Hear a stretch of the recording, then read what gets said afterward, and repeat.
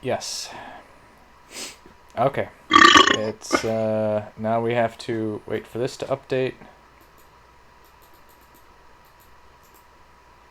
Oh, it's fetching the live stream. We have to wait for this to update.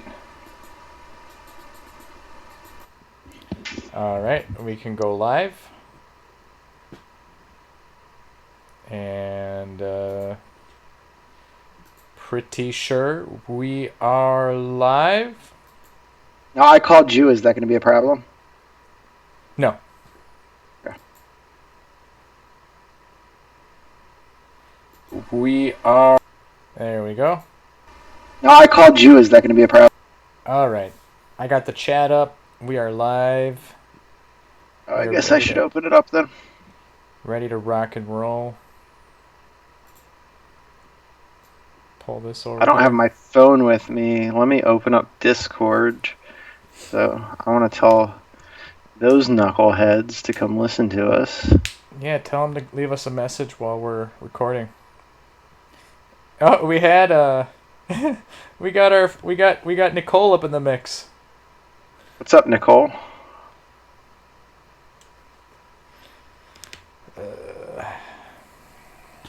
This is going to be the greatest episode of all time. Hell yeah, it's back to basics. We've been working on this episode for weeks. And that's like in the distortion time zone where it's like minutes become days. All right.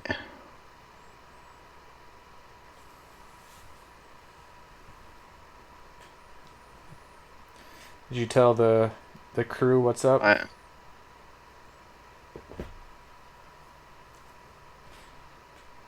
You want me to send you another updated note list here? Hell yeah. Okay, just it's pretty much the same, just a couple more things added in there. But we don't have to stick to no script. We just we got to get into our tangents. That's where the magic happens. This is going to be the most scripted, unscripted, conversational podcast of all time. Our script is to get unscripted. Oh man, that was deep. I've got like 1,000 windows up on my computer right now. Yeah, I got my little sweet spot with all my windows organized across my screen just perfect.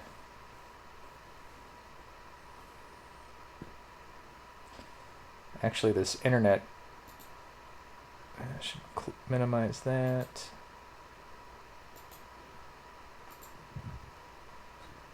Oh, minimize you. Minimize you. Minimize you, fool. There we go. Pity the fool. I want to be able to see you, our notes, and be able to type into the chat as required. Cool. All right, you ready to start this stuff? So ready. All right. Welcome back, everybody. Today, today is February 1st, 2017, and it's a Wednesday. You might be asking... Wednesday, y'all, up in the his house. Now, you may be asking yourself, why the fuck are Southwest Florida gamers recording a podcast on Wednesday? I certainly asked myself that. Scuba was asking himself before he called me on Skype. And the reason is because this weekend we're busy. We're people. We're humans. We got lives. We can't help it. We are people. Confirmed. Yeah, confirmed. Lock it in. But you've once again come to another episode of the Southwest Florida Gamers podcast where, this is a long one, so bear with me. The Algo solar system, somewhere in space. Once a brilliant civilization flourished here. The citizens devoted themselves to art and the sciences, and life was prosperous and good. Then a series of disasters struck. The system-wide management system, Mother Brain, was destroyed. So was the first planet, Parma. Over 90% of the system's population died, and the advanced technological culture was lost. Society declined, spiraling downward until at last only a few scattered groups even remembered there were better times. 1,000 years passed. At last, civilization is once more on the rise across the Elgo system. People are again turning to thoughts of an easier life. Old knowledge is being rediscovered. But just as things look brighter, beyond the threshold, long thought closed, a dark and very ancient evil stirs.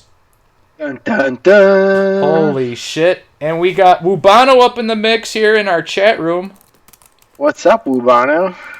Typing to him So, there. first things, I bet they eat lots of chicken in Parma. Second, I get it. I'm here all night, guys.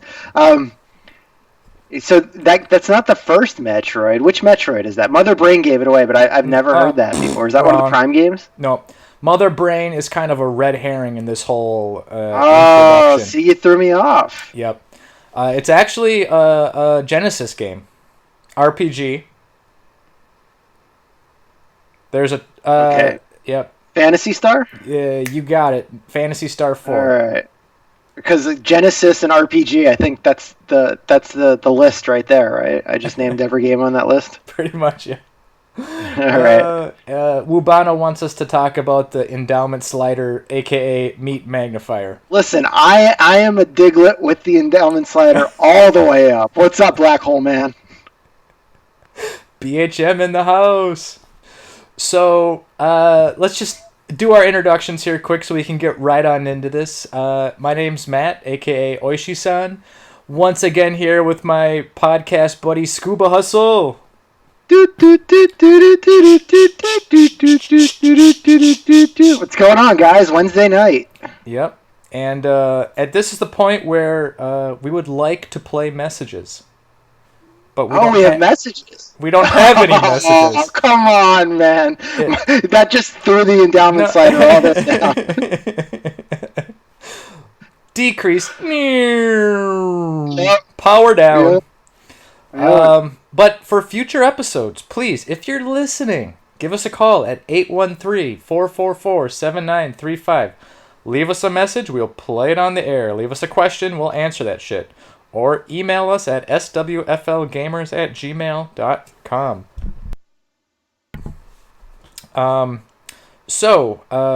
Today, lots of fun, interesting news going on right now.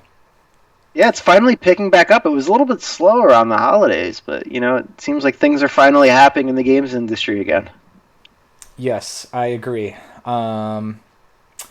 Now, Southwest Florida Gamers, we actually just had a meetup last weekend. Which I missed, unfortunately. That little cough that's going around that had me on my back, so I wasn't there. Everybody and their fucking mother's sick, dude. Yeah, it's awful. It's insane. And it's just going around. Yeah, but what are you going to do? I didn't want to, I almost still went, but I didn't want to show up and get all of you guys sick and be patient zero and, Yeah. There was a lot of people sick at the meetup. I mean, it was at Armando's place, and he was feeling pretty ill himself. So it was kind of a miracle that it all came together, and we, like, me and I haven't heard stories of anyone else like getting sick after the event. Well, first off, I wasn't there, but I saw some video, and big ups to Big Mike for just absolutely murdering some Nickelback. Yeah, he was surprisingly on point. One of the themes of this meetup was we were going to do some like audio games, music games, and I brought Sing Party for the Wii U, and he fucking grabbed that microphone and just belted out basically like Nickelback. I did... what the fuck did I do? I did... In the video... I can't remember what it was in the video, but I did Britney Spears, right? No, it wasn't Britney Spears. I'm just kidding. But I did The Power of Love later on in the night. Oh, little Huey Lewis in the News. Yep. And then Doski, she was kicking ass too at that. So that was a lot of fun. We had a really good turnout. Lots of members showed up. We had a new face there. Florian, he goes by Warsheep in our Discord chat. So it was really cool to have another new face. And yeah, we have meetups monthly. So if you're listening, everyone is welcome. Our meetups are starting to get a little bit bigger, so I want to look for like an official legit venue. Ideally, we'd like to find some sort of like restaurant-y type bar, or just someplace like that where we can set up a couple TVs and then we can just get drinks at the bar, hang out, and then also at the same time expose the group to like a larger population as well. So we're kind of like that in sounds this. Great. Yeah, we're in this like awkward growing phase right now. Yeah, I mean, I've been coming for over a year now, and it's definitely grown since. In just that time, it's grown quite a bit. You've been coming for over a year? Non-stop. Okay, that was bad. All right. See, when you lead with the endowment slider, it's all downhill from there, right? The endowment will just roll downhill because it slid to the max. But yeah. So I mean, we've been joking about this the entire intro so far, but in reality, there's a new game coming out called Conan Exiles, I think. So the way this actually went down was John Rambo is just he's the conductor of this hype train. He's getting so stoked for Conan Exiles, and Kotaku puts up an article about there's gratuitous male nudity in this game, and it is the first game that I'm aware of. I'm not one of you PC gamers who play really weird things. It's the first game that I'm aware of with an endowment slider where the character creation actually gets to that level of detail. So it's been kind of, I don't know, a juvenile ongoing joke in the Discord chat. I threw out the question, what other games would benefit from an endowment slider? We had some interesting answers, like the best ones today were reimagining Pokemon with it and everything like that. So yeah, it's been a long running joke. It's been a few days now. And you brought up the interesting glitch Pokemon Missing No. And that it totally like made sense to me when you said that. Missing No is legitimately like a pixelated out cock and balls for kids. It's a family podcast. But it's pixelated out. It's basically like you would be watching Japanese porn. The cock and balls would be pixelated out, and that's exactly what Missing No is.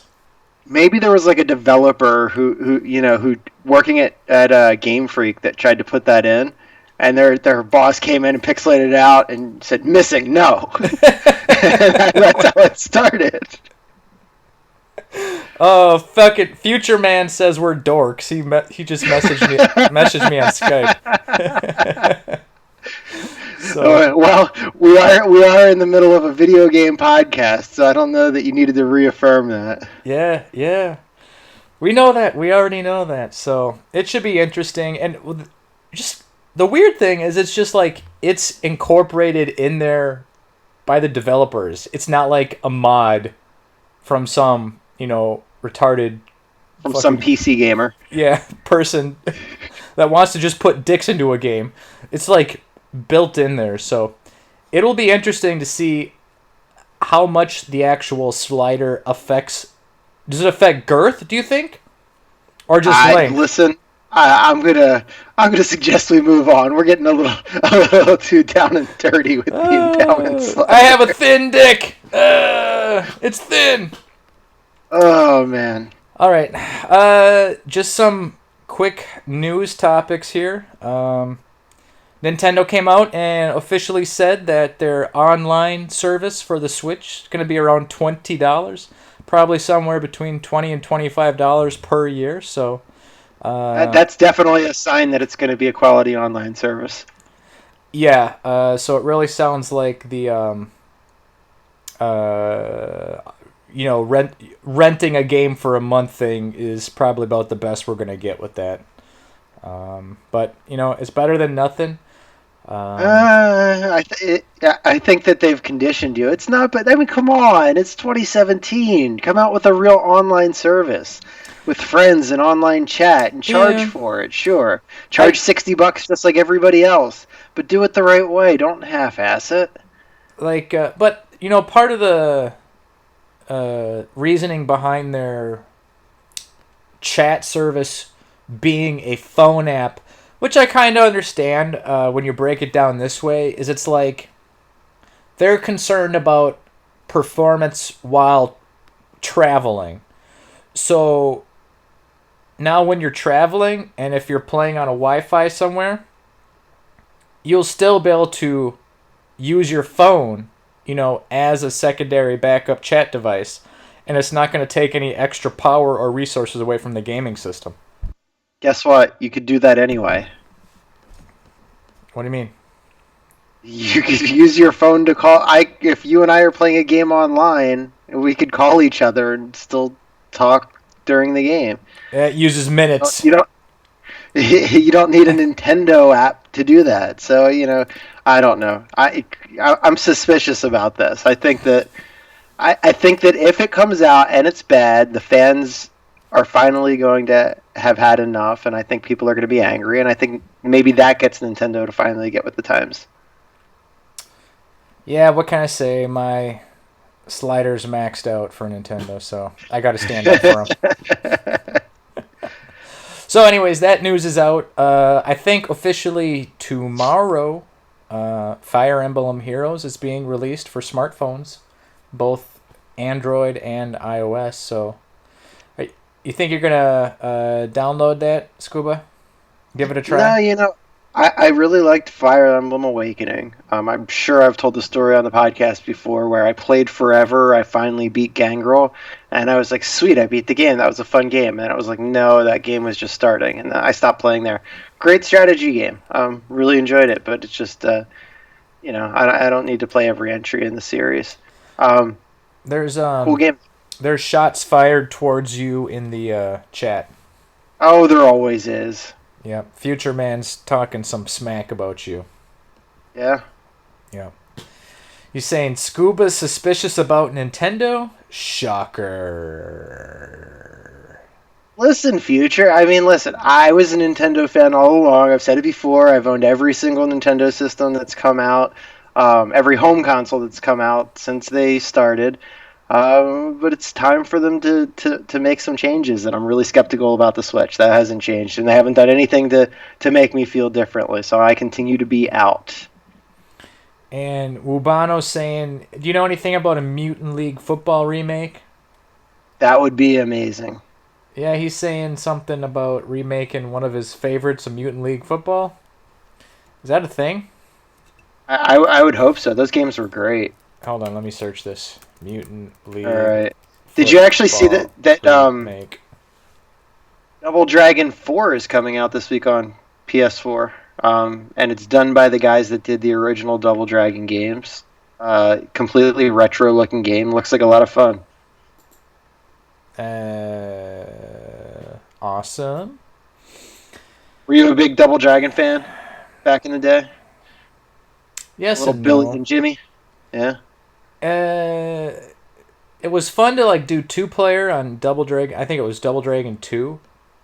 Yeah, well, the arcade version of Double Dragon 1 had two players. Yeah, The not the NES version NES. did not. But Double Dragon 2 on NES did have multiplayer, so that was a lot of fun.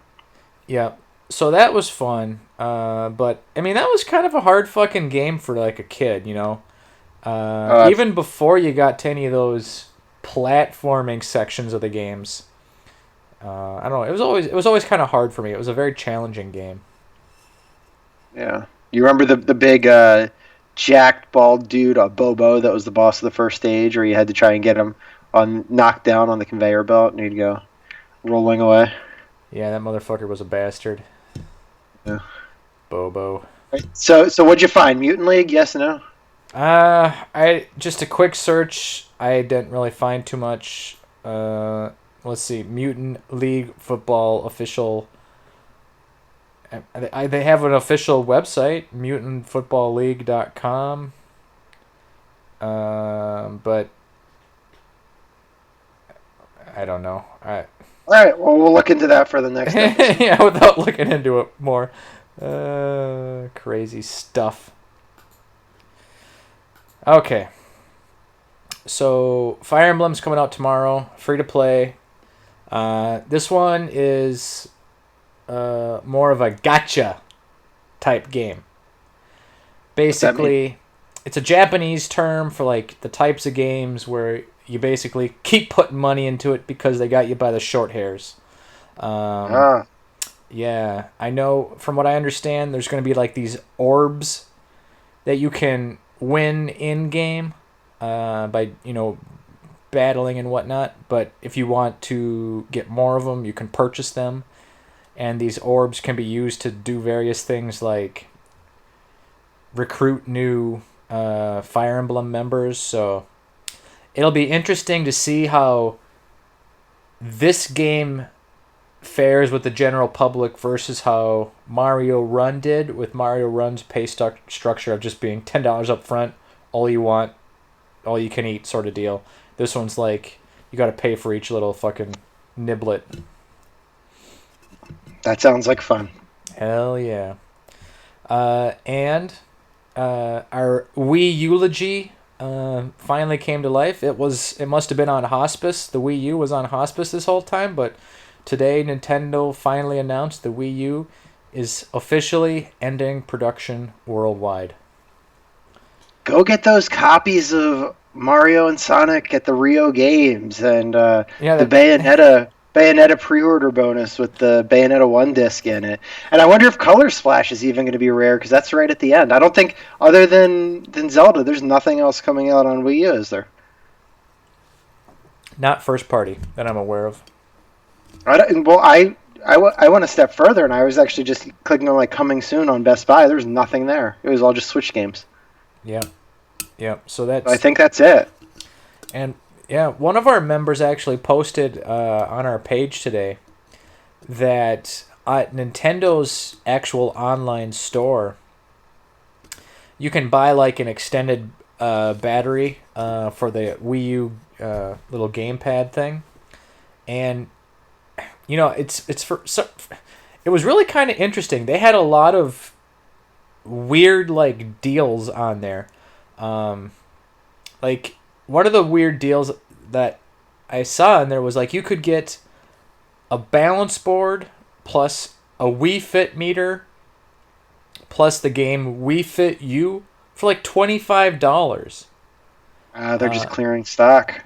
Some of that stuff, yeah, but I mean, there was a lot of other games you could get straight from them, but they were like regular priced.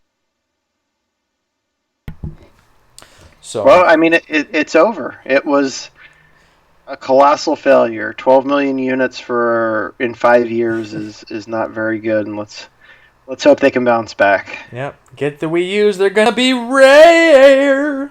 They already are. I mean, there's not that. It's not like the store shelves are stocked with them currently. They're not even in stores. They only sold 12 million.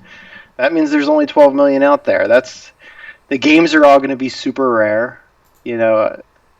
I've got quite a few Wii U games. I really enjoyed the Wii U. Yeah, it was for the Nintendo games that came out for it, it was they were fun games.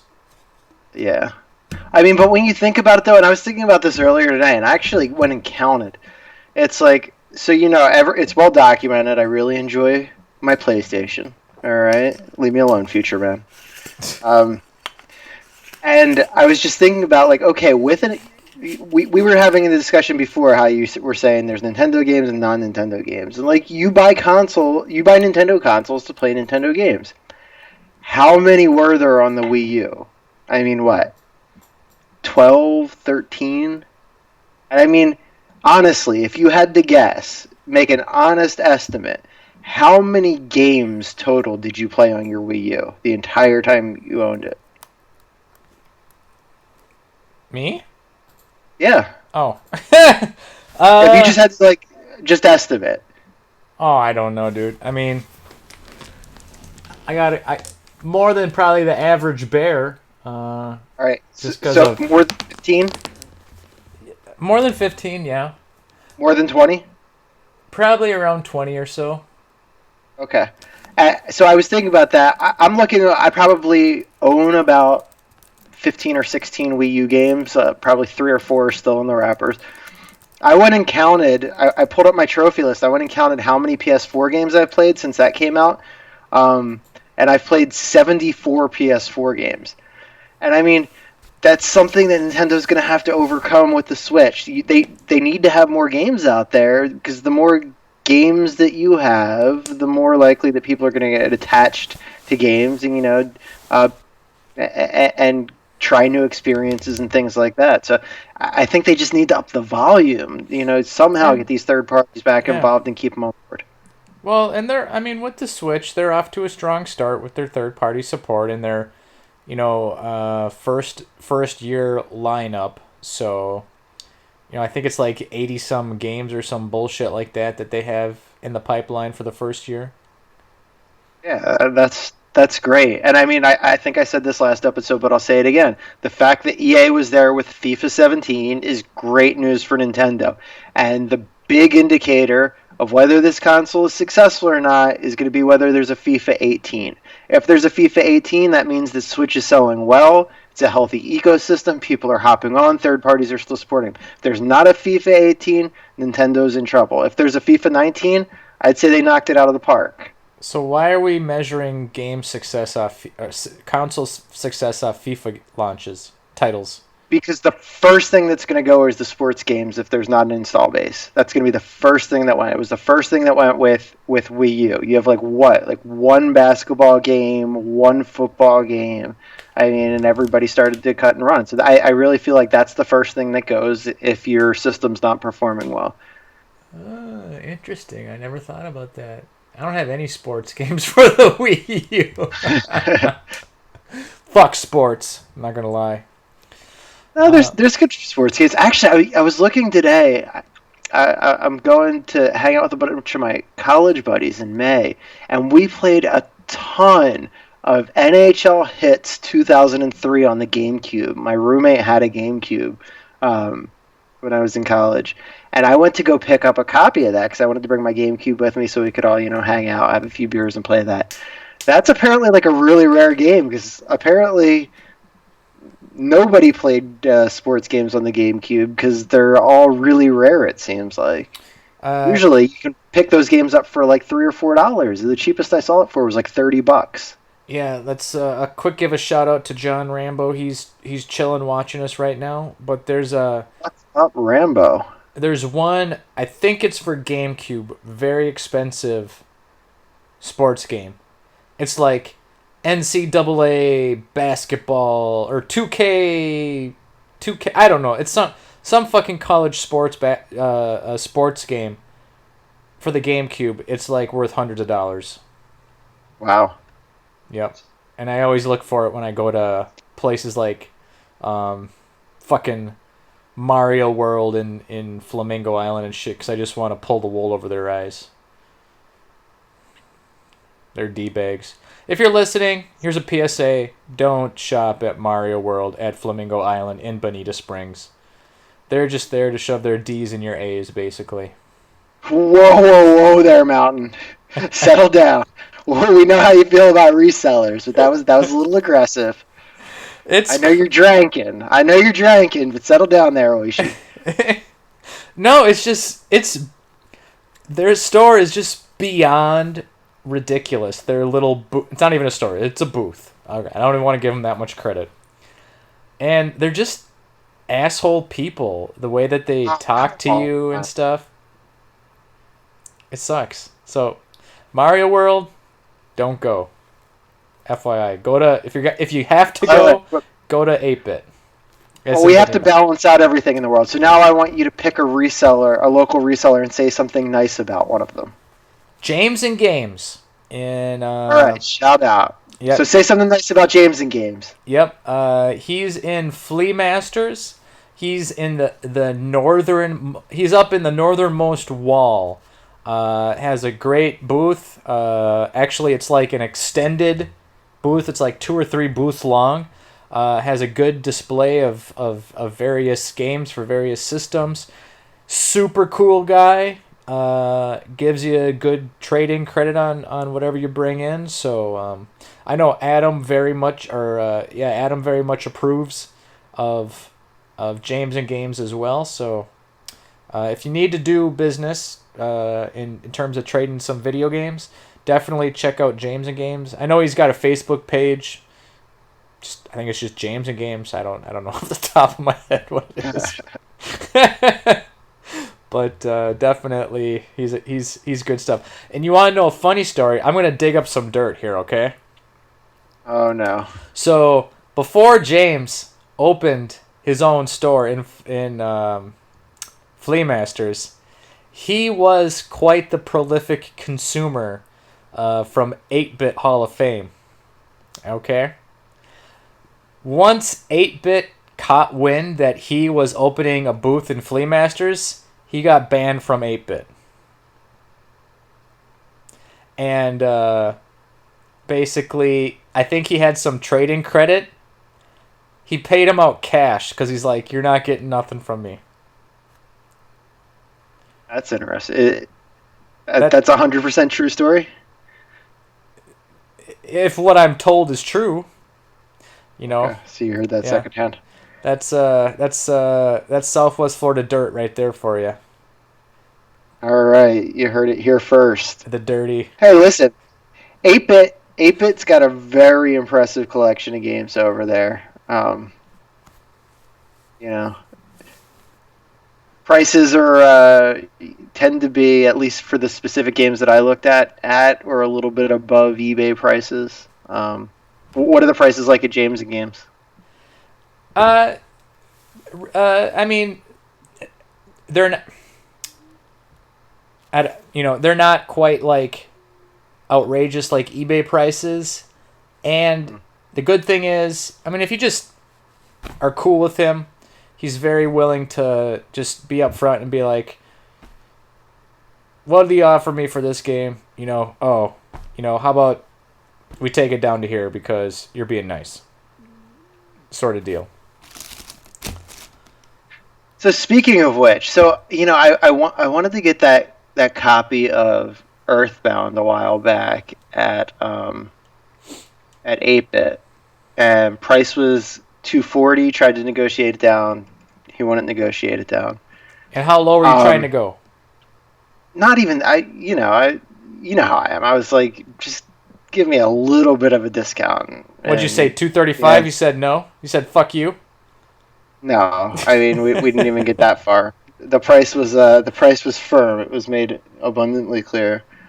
You know what? And I know that there's a lot of collectors that are probably listening, and I'm sorry to say this, but I've continued to look to buy an Earthbound cart, and at some point I just said to myself, why don't I just buy an EverDrive? We had the talk in the Discord chat about how there's absolutely no difference in terms of like audio visual quality or anything like that. You're playing on the original hardware. Spending $240 on a copy of Earthbound. And I'll tell you what, I have to give a little bit of credit to 8-Bit because the prices have just continued to go up on that cart. At some point, it doesn't make sense to spend that money to play a single game. Yeah, no, and the thing is, it's like, again, there it is, a local community fucking member, trying to enjoy a game that your fucking business is surrounded about, and you won't even fucking throw him a bone, even though you're trying to, you're supposed to be enjoying the hobby together, basically, So, in terms of EverDrives, yeah, I mean, I don't have a problem with them. I don't have an EverDrive, but I have a, I forget what it's fucking called. It's another thing just like the EverDrive, but it's basically just a ROM cartridge that you put right into the Super Nintendo, and you can put whatever you want on there. And they're outside of just regular game ROMs that you can install on there. It's cool to have one, just because there's so many hacks of games you can put on there. So many like fan translated, games that were never released in the United States. So many original homebrew games that you could put on there. So there's a ton of shit that you can experience with these, the EverDrive type products. Yeah, no, like Star Fox 2, for example, the Star Exactly. Ocean game that you just picked up. Um, there's a lot of cool games, all the imports that you never got to play. Um, yeah, I mean, it's something that I even bid the. I was looking. Some guy in Minnesota on eBay was selling the Super Nintendo version, the N64 version, and the NES version of the EverDrive, like the decked out ones from Stone Age Gamer and everything. Mm-hmm. And all of the auctions were ending within an hour of each other. And the Super Nintendo one, just so quickly, like that's what drives me nuts about eBay. Like somebody, multiple people were willing to pay more than what it would cost to just go on to Stone Age Gamer's website and buy the Super EverDrive with the 64 gigabit card and everything like that. I get it; it's preloaded, and some people don't want to deal with the hassle. But come on, like you're paying more for a used product than, and it was bid way up above it. That doesn't make any sense to me. Like, just I get that it's back ordered; it takes 1 to 4 weeks, but come on, like eBay shoppers, you're out of your damn minds. So then the N64 one comes along. I think that retails on Stone Age Gamer's website for like 210 or 220 all in. My max bid was like 191, and it went way above that and above retail. And I'm just like, are you kidding me? The only one that didn't go for the full retail price was just the EverDrive N8, which is the NES one. But you know what? I was thinking about it like I've got like I don't know. I don't have a crazy NES collection. I have like 70 games. I've got most of what I would want on there anyway, so it just didn't make sense for me to buy that one in particular. Yeah. But like, I don't have most of my N64 games, so it would be great to have that. But I was even thinking about that. There's not that many games that I would really, spend a lot of time playing on the N64. So I don't know. I don't know if I'll even ever go through buying one. Now, I don't know if there's like huge differences between the EverDrive, but I just found out what I have. I have a product called the Power Pack. Yeah, I've heard of the Power Pack. Yeah, the Power Pack is available on retrousb.com. So they have the NES Power Pack and the SNES Power Pack. The NES Power Pack is in stock and it costs only $135. Here's the thing, though. You have to be careful when you're in the market for one of these for the Super Nintendo. And the reason for that is, remember, these consoles were out for years and years and years, and as the console life went on, the changes weren't being made with the hardware. They were changing the boards and the chipsets that they were using inside the boards. What's that mean? You had a lot of crazy enhancement chips that went into Super Nintendo carts. Most flash carts, like the Power Pack and things of that nature, and older versions of the Super EverDrive, don't support a lot of the games you've wanted to play. Currently, none of them, even the most recent Super EverDrive, will play Super FX games. That's your Star Fox, your Yoshi's Island, your Stunt Race FX. I'm not aware of any that can play Super Mario RPG. That was a very specific enhancement chip that Square used for that game. But there's even like a lot of games, like a lot of the Mega Man X games, you couldn't play on the Power Pack, I don't think. So like each iteration of the EverDrive that comes out includes more support for additional enhancement chips. So that's just something to be careful for. If there's like a handful of games that you're really buying this to play, go to Wikipedia, search for that game, see what the enhancement chip is. Or Wikipedia even has a really handy list of all the games on Super Nintendo and all the enhancement chips. So that's really helpful too. But you got to be careful because otherwise you'll wind up with buyer's remorse when there's 5 games you wanted to play and you can't play 4 of them because they had, these enhancement chips. Yeah, but if So I don't. I guess I don't officially know what the complete difference is between the EverDrive and the Power Pack is. But if the Power Pack has the potential to play some specific less games due to compatibility issues, but if those aren't up your fucking alley, you couldn't give two fucks. Right. It's out of stock right now, but it's going for $155, which is quite a bit cheaper than that. It sounds like than what the EverDrive for the Super Nintendo is, and it will still play, a bazillion games and ROM hacks and homebrew stuff that whatever you can throw on there. So, just it's all options. You gotta research what you're looking for. Yeah. Yeah. Another example, I almost had buyer's remorse today. I really want to buy some GameCube controllers while first party Nintendo ones are still around. I saw a deal. I went to go hop on it. It was the PDP fight sticks. Little did I know that those things plug into the Wiimotes. They don't actually have GameCube ends on it. So I almost blew $40 on what would have been Yeah. essentially worthless to me. The PDP ones are like classic controllers for the Wii where you plug them into the Wiimotes. But I think there is a company that makes official themed GameCube Play controllers. Asia, Play Nintendo made them for Japan. You can get them from Play Asia currently. Yeah. Amazon third party sellers have them. They're like 25, $26. I'm thinking now's a really good time to just splurge and grab 4 of them, because who knows when you're going to be able to get a first party GameCube controller new in box again. Yep. That's the question of the moment. Right. For sure. So, Scuba, What? your endowment slider is maxed out for this new PlayStation game. Oh man. Do you want This to? is this is interesting. Let's keep rolling. I'm feeling it. I don't think we need a break. Do you need a break? No, yeah, we haven't actually been recording for quite that long yet. Only about 40 minutes thus far. So let's All right. get into it.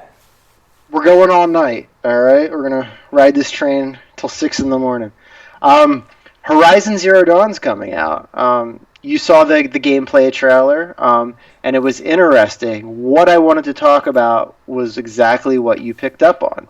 So, if you guys aren't aware, if you're living under a rock or are a Nintendo fanboy, then Sony's first-party studio, Guerrilla Games, they did all the modern Killzone games. They are coming out with what is an action open world RPG called Horizon Zero Dawn. New intellectual property. Looks really cool. Takes place in the future. Robots have taken over. It's kind of got this robot dinosaur, like man's gone back to nature. And when you were looking at the gameplay trailer, the first thing that you said to me was, this looks just like the new Zelda game. And that kind of struck me too. The crazy thing is, Well, the environment looks a lot like it, not right, like the human, the right, graphics of the human and stuff, or the people. right. But it's kind of like this, like, back to nature, very earthy type of environment. This game comes out on February 28th. 3 days later, Breath of the Wild comes out. These games look very similar in terms of just aesthetic, art direction, but clearly, they're both action RPGs. It's kind of interesting that I don't know if this was purposeful on the part of Sony, but it's interesting. I mean, I just checked. Right now, the number 4 overall best-selling video game on Amazon.com for the year so far is the Switch version of Breath of the Wild. Number 6 is Horizon Zero Dawn. So they're both selling really well. My question is this. Zelda's going to sell like crazy because it's Zelda. It's going to sell, 6, 7, 8 million copies by the end of the year. Do you think that since it's in such close proximity to a brand new PlayStation 4 game, and let's face it, the graphics will likely be better in Horizon Zero Dawn. It'll probably be a larger open world.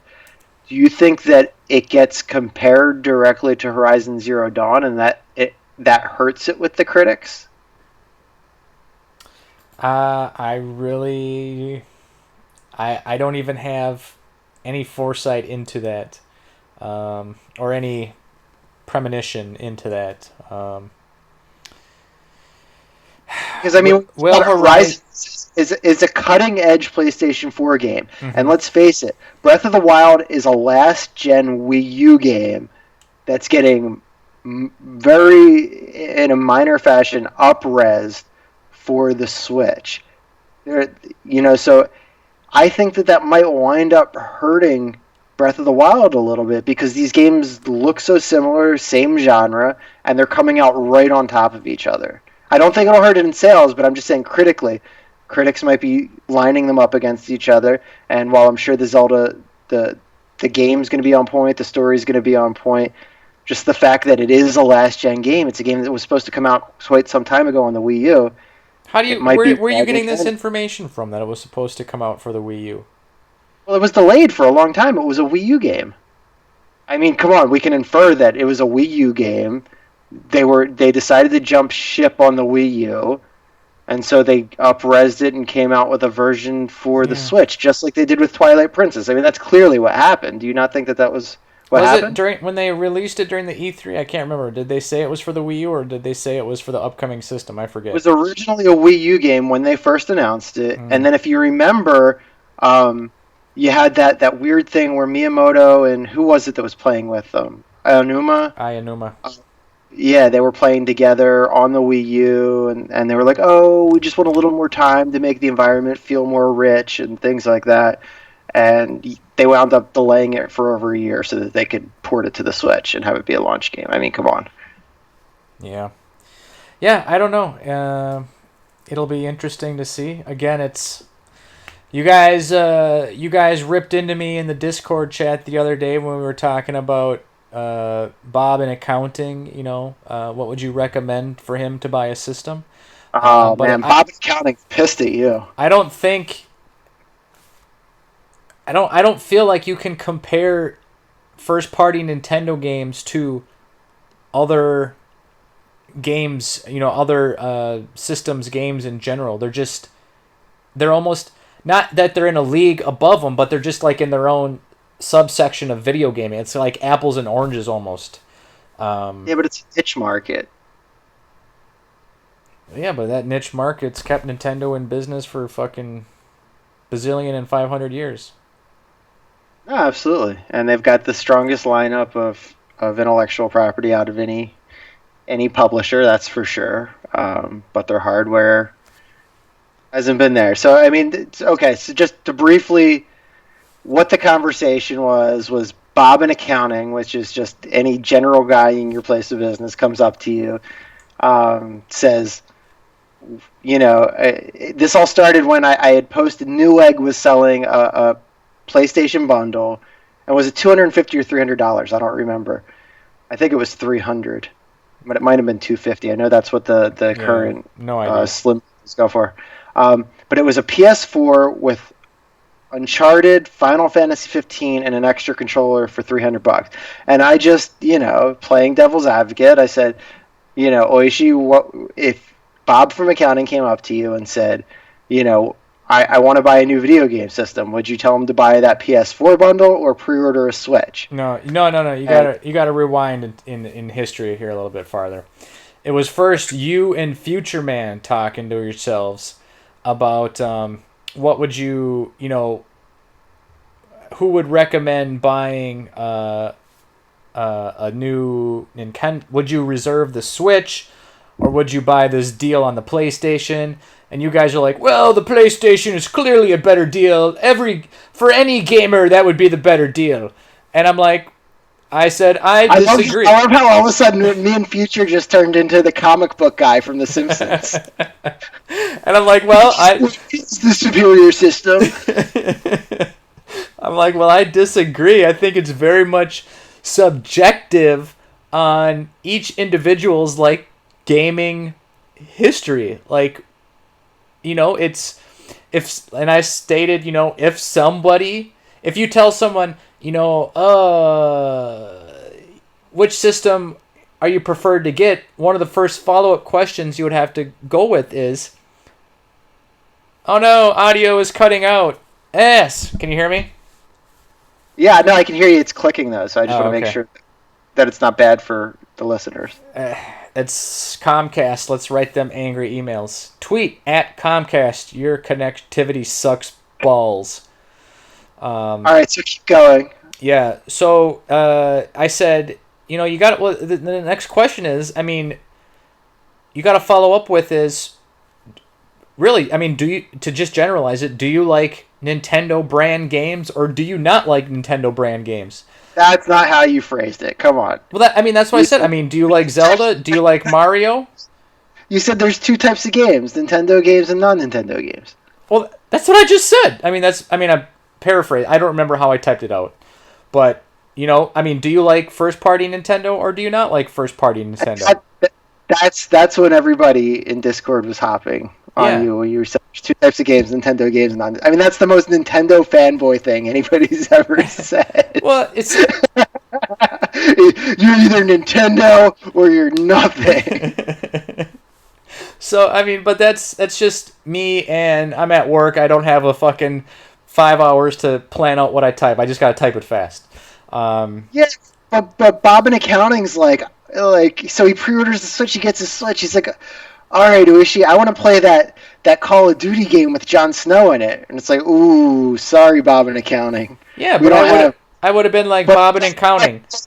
Batting with my bros, right? Ooh, I don't know. That's what that's would have been one of the first follow-up questions. Do you want to play Zelda, Mario Kart, Splatoon, or do you want to play Call of Duty, fucking any other fucking first-person goddamn perspective game that's out there? Then you need to go with the other systems. But if you want that shit, don't get the Switch, get the PlayStation. But if you want first-party Nintendo games, go with Switch. That's what it's about. Listen, I can guarantee that someday there will be a non-first-person shooter on PlayStation. Hasn't happened yet, but maybe someday. But I can guarantee you that PlayStation will never have Nintendo games. That's not like an indie game. They get some pretty cool indie games. They get awesome indie games. They get all the best indie games. Yeah, I was just... Rocket League was a console exclusive. They get all the good console exclusives. Sons of bitches. Hogging up all the exclusives. Like they think they've sold 54 million PS4s already. That's mind-blowing. How many PS2s sold? 112 million or something? Yeah, the PS2. Nobody's ever going to touch the PS2. And you know why nobody's ever going to touch the PS2? Because the PS2 was a DVD player. Yeah, it was a 2-in-1. Right, so people were buying for it. We've done this 100 times, but I'll look one more time. But, you start getting into, like, Wii territory around 100 million. Mm-hmm. But yeah, no, it hasn't been that long. What did the console release in 2012? It's just at the end of 2012. It's just 2017. So you're talking, a little over 4 years. They've sold 54 million. Okay, so Sony PlayStation 2, best-selling game system overall with 155 million units. Nobody's touching that. It's never going to happen. It's just not possible. DS had 154 million, but that combines it doesn't combine DS and 3DS, but it's all the iterations of the DS. Then Game Boy / Game Boy Colors combined for 118. Mm-hmm. PS1 is 102. Then the Wii's at 101. And then last gen Xbox 360 and PlayStation 3 both did 84 million. Damn, that's a lot of game system consoles. Yeah, but those systems were around for damn near 10 years. So that's an average of 8 million a year. The PlayStation 4 has done 54 million. It says it was released in 2013. So that's not a lot of time to do that. Mm-hmm. So, yeah, no, it's just, they're kicking butt right now. If you look back at the Amazon.com bestsellers, if you remember last episode, we looked at this year and how many it had done so far. and it was switch, switch, switch, switch, switch.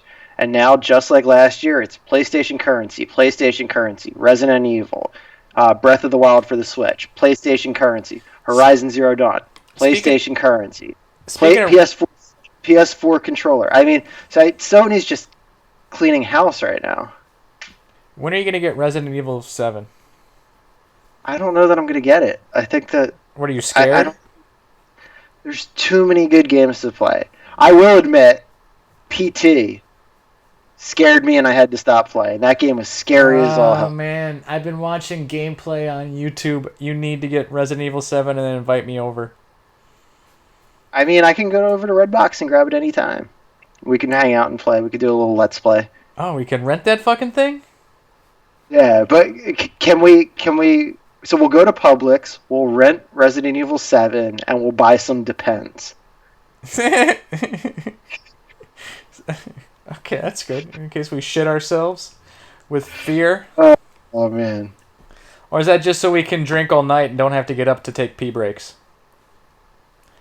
Or is it double duty? We'll go with the stay up all night and not take pee breaks. Because we're men. Nothing scares us. Oh man. All right. Other stuff in the news. Just quick news tidbits here. Let's take a quick break. Come right back. Yeah. Just want to get the audio straightened out really quickly so we can wrap it up. Wrap that shit up.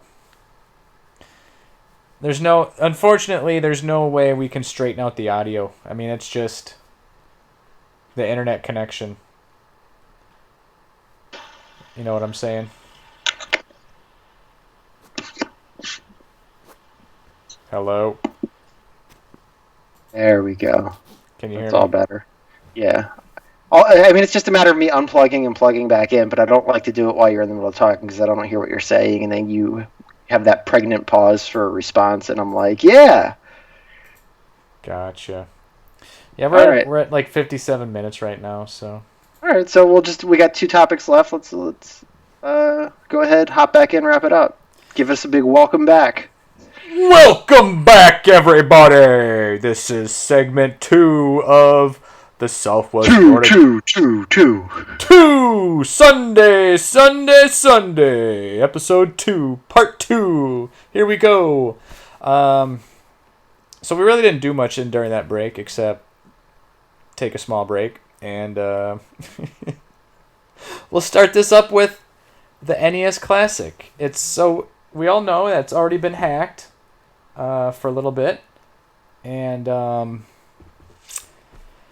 the first hack that came out for it, you could install about 90 so games on it.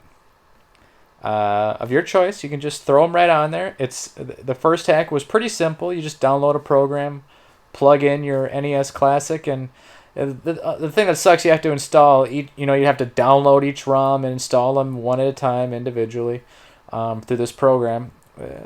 So that's not so bad, but the hack program just got updated.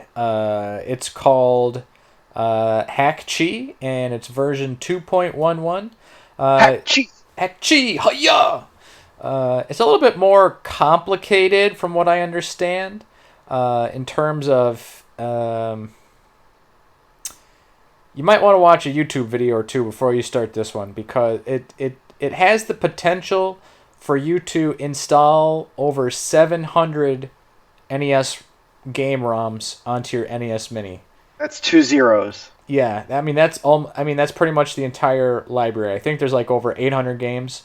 Everywhere I've read it was you could install over 700, so potentially... How is there that... I mean, what's the size of your average ROM? Small. I don't know. Pretty tiny. You'd figure there wouldn't be that much memory on board. I mean, it didn't seem like they wanted to be able to expand it down the road, so that's really surprising. Yeah, like they would include all this just, segregated memory somewhere. They're like, yeah, we're only going to put 30 games on here, and we're not going to have any way to expand this thing in the future, but let's just quarantine off, like, X amount of, I don't know, fucking megabytes of memory or whatever, just just to put it in there so we can say there's a reason for maybe selling it at like $60 per unit or something like that. But so I mean that's cool. You can put almost the whole NES library onto your NES Classic Edition now. That's if you can find one. They're still very hard to come by. Although Nintendo did put out a press release yesterday saying that they're going to both increase the production of NES Classic and the pre-orders available for the Switch due to demand. So maybe this stuff will be a little bit easier for people to find here coming up. Come on. Nintendo doesn't do that. They want that artificial scarcity. Yeah, they do. They got to get the artificial hype. Ooh. Yeah. They don't want you to be able to walk into Target and grab one. I'm getting a message from somebody, not a member, but someone's responding to a video game I want to buy list online, and they're sending me pictures of the games they have for sale. Nice. I'll have to look at that. Isaiah, we got someone's commenting saying that they're having so much trouble finding the NES Classic Edition in our chat.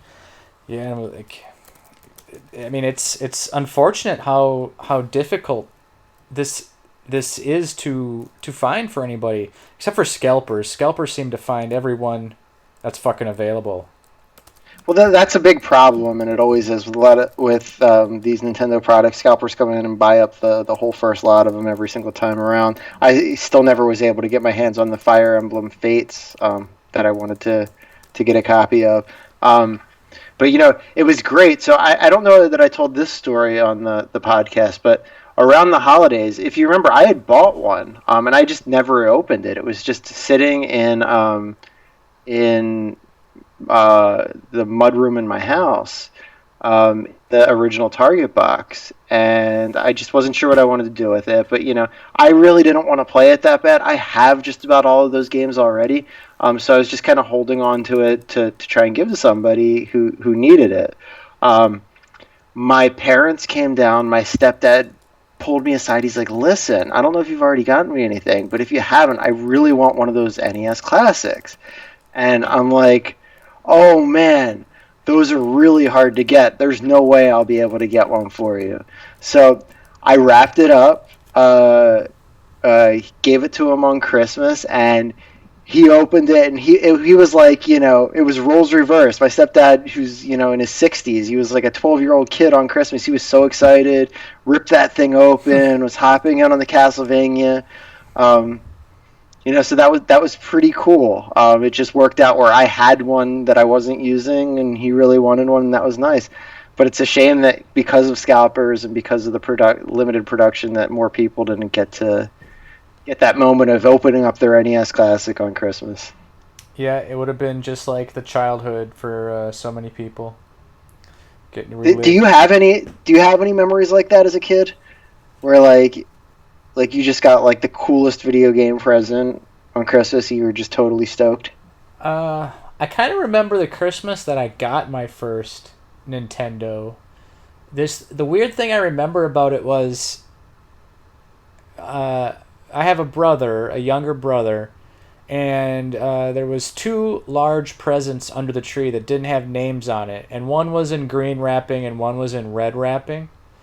And for whatever reason, I grabbed one color because I'm like, ooh, this is my favorite color or whatever. And my brother grabbed the other one. But then my mom said, oh, you guys have to switch because you got the wrong ones. So we switched, and then I opened mine, and it was the Nintendo. And my brother opened his, and it was like a VCR. Sucker. But in the 80s, though, VCR technology was sweet, though. Yeah. So, yeah. I mean, I remember that. That was my first Nintendo ever Christmas present. But I don't think I had a meltdown like some kids do on YouTube that you see. Oh, man, I did. N64, man. What year did the N64 come out? That was while I was in high school. I think I was in... No. Wasn't that late, was it? Yeah. So we were like 14? So it was like 96 maybe? Anyway, so I saved up. And you couldn't get one anywhere, and I had bought Mario 64. I had saved enough to buy that too, and would just like sit around and I kept it in my drawer, and I would just like stare at the box every night. I was so excited to play, but you couldn't get an N64 that Christmas anywhere. Um, but what my mom had done was she went and took the money that I had saved up and like ordered it from like a Spiegel catalog or something like that. And it's funny because like a package came from Spiegel one day, and I'm like, oh, something came for mom. And my stepdad's like, oh yeah, and he took it away really quickly. Well, the box, like, if you remember, console boxes used to be really big for like Nintendo and Super Nintendo. The box for the N64 wasn't that big. So Christmas morning, I opened up all of my presents, and I was just so bummed out because I thought maybe there was a chance that they'd managed to get their hands on one. And, I was just so bummed out. And my stepdad's like, oh, there's one more present over there for you. So I went and I opened it up, and it was the N64, and I just went ballistic. And both of my kid brothers just went nuts too, because they knew that they were going to get to play too. So that was pretty awesome. I remember for the N64, I got it. I had been saving up money. I got it. It was coming out on a specific day, and I was in marching band, and I had like a fucking. It was like, I believe it was during the summer, and I was in a parade that day, so I was so bummed out that I wasn't gonna be able to get the N64 because I had to fucking march in this band parade. Like, And screw this parade. yeah, but at the end of my parade, when we got back to all of our parents and whatnot, uh, my mom had took the money and went and picked one up at like the local Best Buy or whatever. So I still had like a day one N64. That's awesome. Hell yeah! You had it at launch. Like I had it like that holiday season. You actually got it when it first came out. Yep. That's awesome. Yep. I rocked down with a Mario 64 for quite a while there. Well, if you remember the release schedule, there wasn't much to play on that for a long time. Yeah, I'm trying to think what my first handful of games was. I I believe. remember I remember going down to like Blockbuster Video, and I think I played every single launch window game just because there wasn't that much out. No, no. Like I think Pilot Wings was out. Pilot. Yeah, Pilot Wings. I think Wave Race was an early one. I think it was too. Until like Mario Kart came out, there wasn't really much in between, Mario 64 and Mario Kart. I don't think That Shadows of the Empire. I think that was an earlier game. That was pretty fun. the game sucked. Dude, that fucking first level on Hoth was awesome. First level was great, and then you fought the AT-AT. That was cool. But after that, like a lot of garbage games, the difficulty level just ramps up so much. It's no fun. Yeah, it got hard, but you just deal with it, man. Just deal, whatever. All right, nice. So, See, yep. see, we went retro. We went retro. We dipped into the retro a little bit, just like we promised ourselves earlier today. And now, All right, so what else? we're talking about getting shit here at GameStop. News came to light today that GameStop has this Circle of Life initiative for its employees, basically telling the employees it's okay to lie to consumers about the inventory of in-stock games, trying to dissuade customers from buying new games and pushing them towards pre-owned games. What's your opinion on this whole situation? It's not shocking. I don't shop at GameStop. I don't like being asked if I want to pre-order every game that's coming out in the next calendar year every time I buy something. The only time I ever go to a GameStop is if they have something rare that happens to be used and in stock, and it's way more expensive on eBay. That'll get me there. But I mean, it's always high pressure sales. It's always, come on, you're losing money if you're not joining Power Up Rewards. It's like, I don't want to be part of your Power Up Rewards. It's stupid. You want to get a warranty for that? Yeah, no, I don't need a warranty for that. All right. I just. What about you want to sign up for the credit card? They have a credit card now. Oh, great, because that's awesome. Yep. No, I mean, GameStop is not the best place to shop for video games. I'd be more interested to hear your perspective as a former employee. As a former, very very part-time employee, just as a secondary job for fun and discounts, I was just drunk a lot at work. It was like my first job where I could just get drunk and go to work and not care, because I was there for like one day a week for a couple hours. I'd just drink in the parking lot before my shift and then go in and pretend like I knew what I was talking about to people. Was it high pressure sales like they're talking about here? Or it was like your job depended on... I mean, not really. I mean, my store manager would be like, oh, these are the things we're talking about today.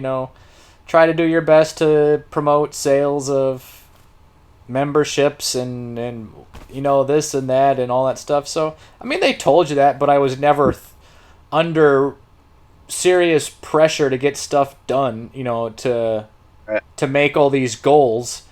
Probably more full-time employees were, but I was like a seasonal associate or some shit. Right. Yeah, not shocking. I mean, if you want to buy games and you want to be part of a rewards program, go get yourself Best Buy Gamers Club. Yep. Save 20% on all new software. And pro tip: 10% on all pre-owned. Pro tip: if you want to become a Best Buy gamer member, technically you need to go into the store and register before, even if you pay for the membership online on their website.